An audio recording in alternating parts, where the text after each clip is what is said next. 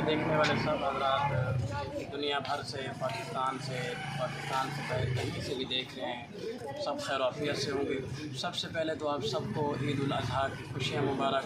जिन्होंने हज की अल्लाह उनके हज को कबूल करे, जिन्होंने कुर्बानियाँ की अल्लाह उनकी कुर्बानियाँ कबूल करे।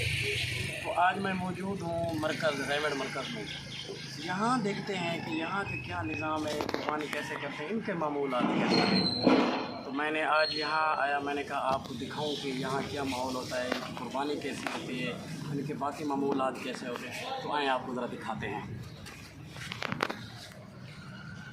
तो ये देखें आप, इनकी माशाल्लाह कुर्बानी के जो हैं वो बकरे भी आ गए और इस तरह दुम्बा भी।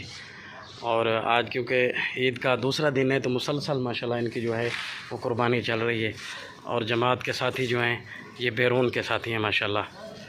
ये देखें कुर्बानी कर रहे हैं, लगे हुए अपने मामूल को।